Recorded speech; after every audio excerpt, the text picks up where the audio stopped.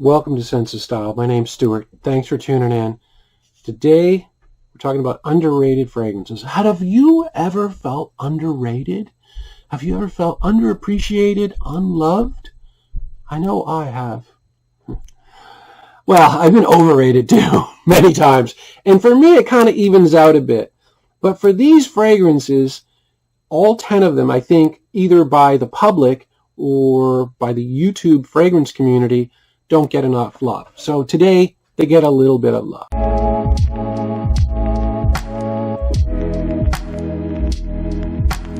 Now, the first one I'm going to talk about is an honorable mention because I don't recommend buying it, but it needs to be talked about a little bit, and that is Euphoria by Calvin Klein. Now, this is a 2006 fragrance.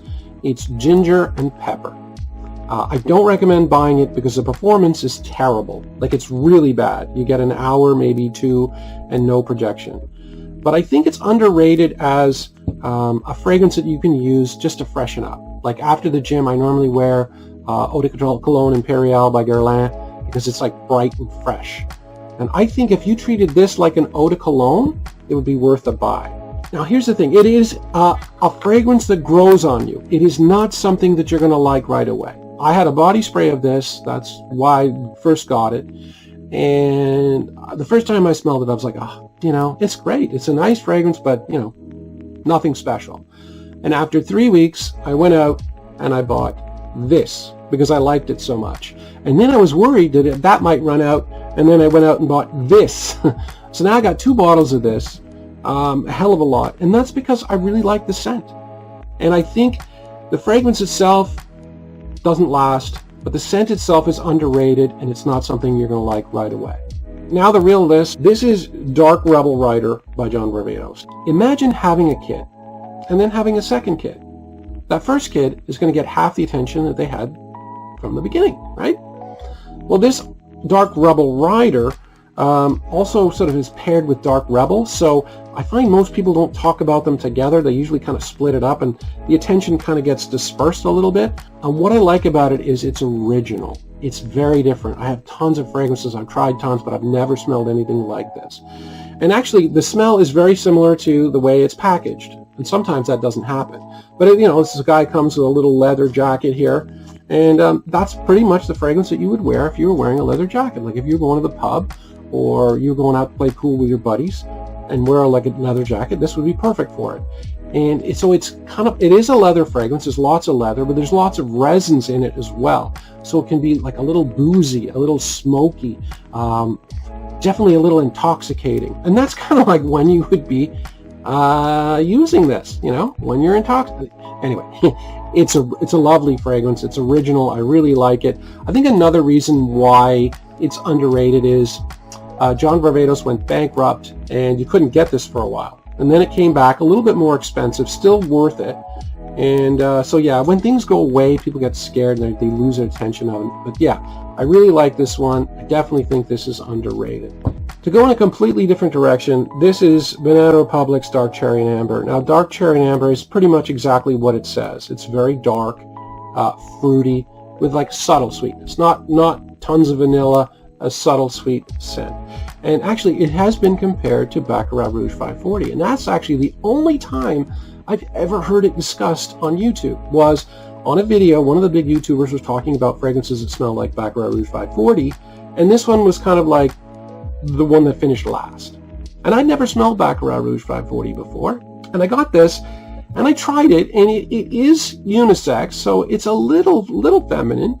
But I thought, I really like it. Like, it's a lovely fragrance. I thought, okay, I'll wear it maybe once a month. And then, of course, I wore it every second day for the next month, because it's a great fragrance. It really is nice.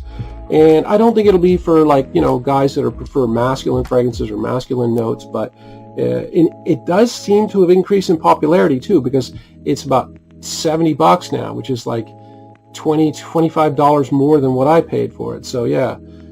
It's a good fragrance and needs to be talked about a little bit more. Number 3, Supremacy Incense by Afnan.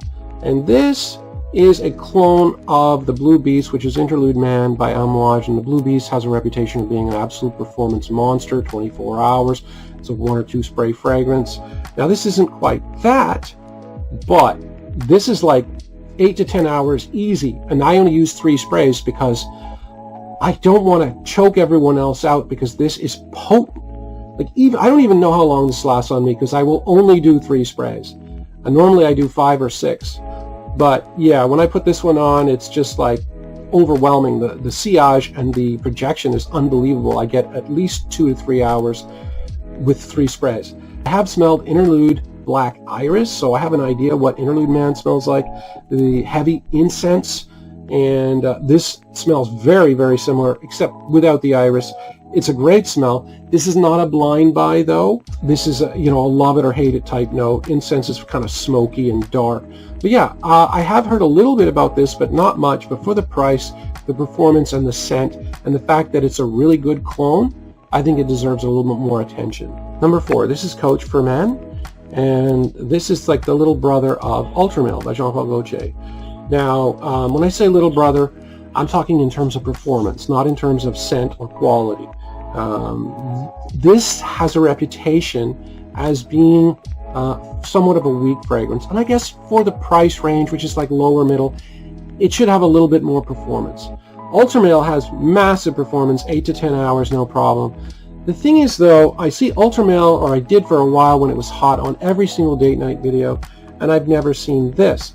But I think this fragrance is actually better in terms of like longevity. It's perfect for a date, and it's much cheaper than Ultramil, and I think it would go over just as well. Basically, both of them have a lot of ambroxan, fruit. They both have pear. This has kumquat as well, so kind of a fruity vibe, and some sweetness. So there are some definite similarities, but I think people treat this as kind of like an all-day fragrance. Just you buy it and you put it on in the morning and it lasts all day. You're not going to get that, but if you treat it like it's a kind of a date night sort of situational fragrance, it doesn't have to be date either. It could just be when you're around other people. It's got that sort of happy, friendly ambroxan. You're going to get 4 or 5 hours, no problem, with decent projection at the beginning. So yeah, I think you need to, if you reevaluate your use of this, it'll do really well for you. So this is Hugo Boss Bottled Oud Saffron. And this doesn't get enough love, I think, mainly because, well, Hugo Boss Bottled Oud is a really nice fragrance. It's about $15 cheaper than this, and I think people sort of get that and then they stop there. They're like, oh, okay, this is great. I'm not going to spend another $15 to get the Oud Saffron, but I think they should, especially if they're into oud, and because this to me is like real oud. This has got what I talked about before as an oud triangle, which is the rose, oud, and saffron. It's full on. I don't even think there's any rose in the Hugo, the Boss Bottled Oud, and only a little bit of saffron.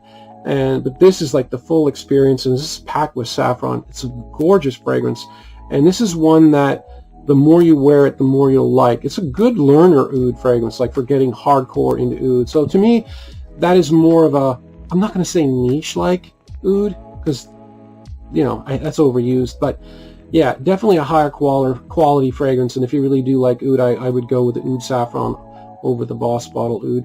Next up, the Dreamer by Versace.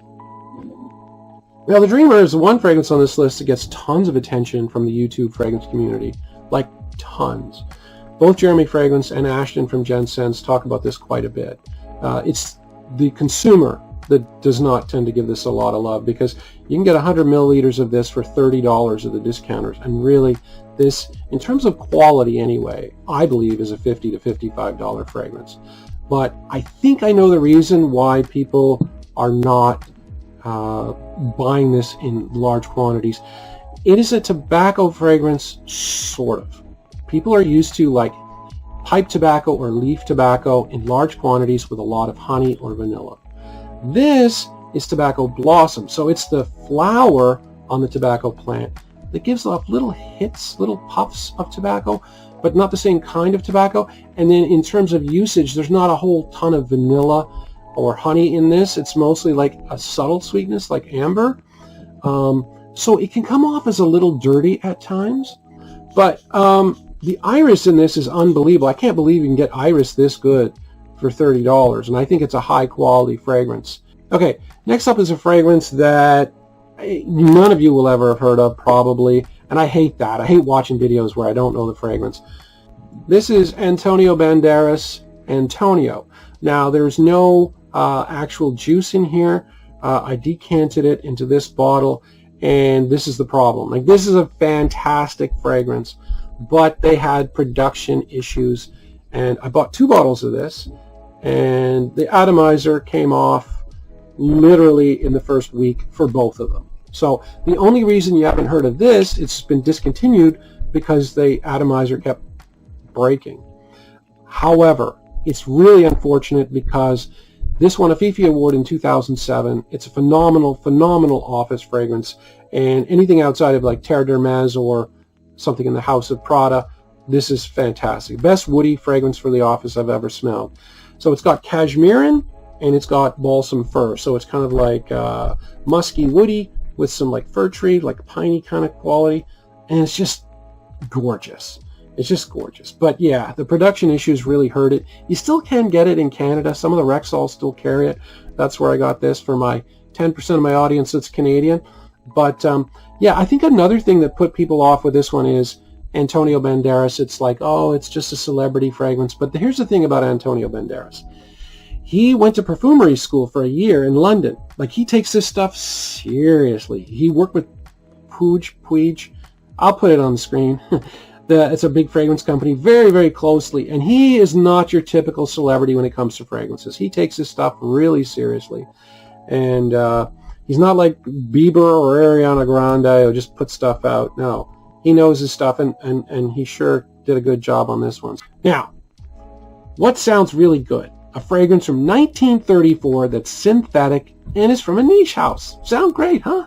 Well, this is a headless version of Fornum de Caron from the house of Caron. And this is a 1934 fragrance. This is a tester, obviously.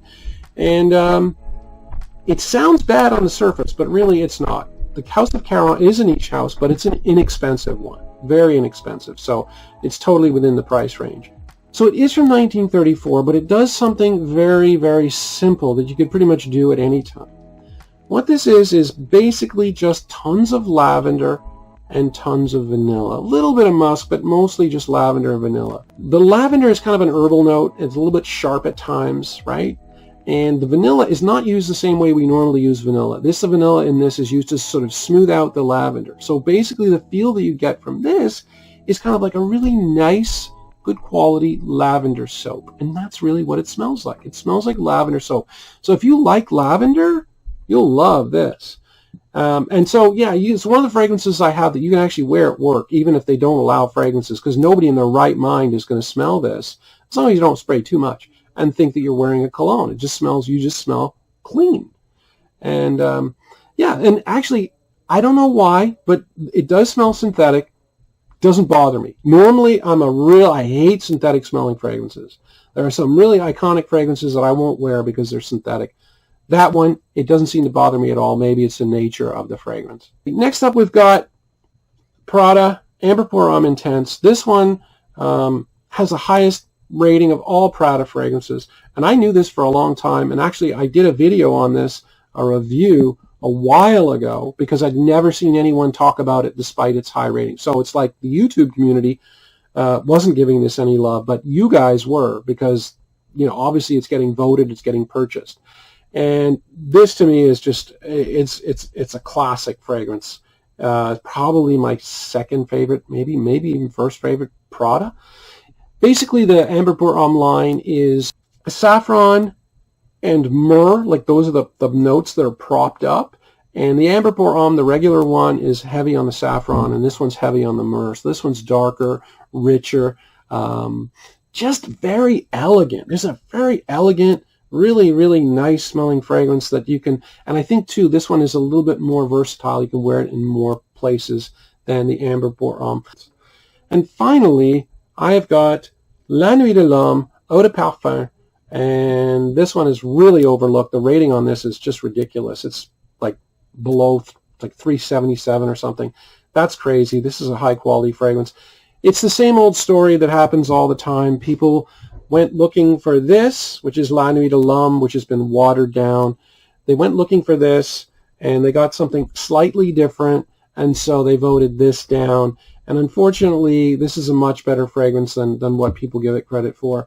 It's not trying to be La Nuit de l'Homme exactly. It's trying to be a more powerful, sweeter version of it. And I think people were just looking for like a Bleu Electrique, and Bleu Electrique is so hard to find. So they tried this and they're like, no, it's no good. They did the same thing with Jora 2020. You know, they went looking for the iris. It wasn't there. And that had a rating that was below 3.5 at one point. You know, now people have come to their senses, and hopefully they'll come to their senses about this one too.